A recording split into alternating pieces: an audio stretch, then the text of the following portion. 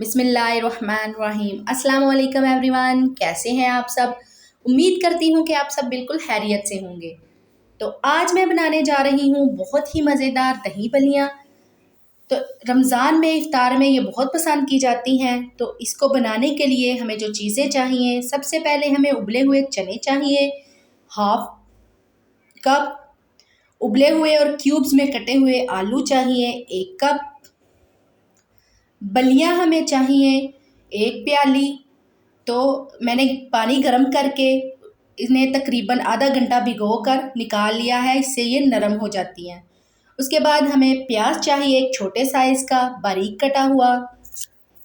टमाटर चाहिए एक छोटे साइज़ का बारीक कटा हुआ, इसके बीज निकाल के इसे छोटा छोटा काट लें। बंद गोभी हमें चाहिए 2 टेबल स्पून। हरी मिर्च चाहिए 1 अदद। हरी चटनी चाहिए 2 टेबल स्पून। इमली की चटनी चाहिए 2 टेबल स्पून। दही चाहिए 100 ग्राम। चाट मसाला हमें चाहिए 2 टेबल स्पून। तो सबसे पहले हम बलियाँ जो हैं वो अपने बाउल में डाल लेंगे।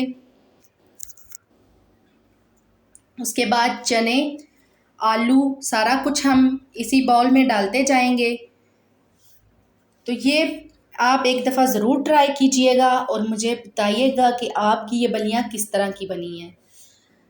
इसमें हरी मिर्च डाल दें, टमाटर डाल दें, बंद गोभी डाल दें। मैंने बंद गोभी इसलिए कम डाली है कि ये मुझे बलियों में अच्छी नहीं लगती, ज़्यादा पसंद नहीं है। चना चाट में तो ठीक है, लेकिन मुझे बलियों में इसका जायका इतना पसंद नहीं है। तो आप अगर चाहें तो आप लोग ज़्यादा भी डाल सकते हैं। तो अब मैंने इसमें हरी चटनी वाली दही, इमली की चटनी और 1 टीस्पून जो है वो नमक का डाल दिया है। अब 1 टीस्पून मैंने ज़ीरा पाउडर का डाला है। 2 टेबल स्पून मैंने चाट मसाला इसमें डाला है। अब हम इसे मिक्स कर लेंगे।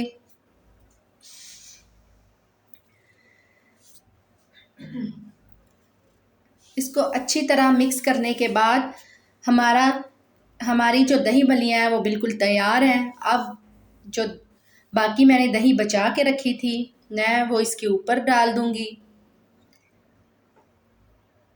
डालने के बाद मैं हरी चटनी वाली दही भी इसके ऊपर डाल दूंगी। तो ये बहुत मज़े की बनेगी।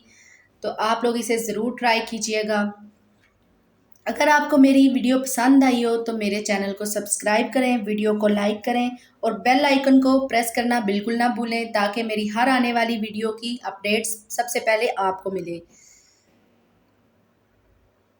तो मिलते हैं फिर नई रेसिपी में, तब तक के लिए अल्लाह हाफिज़।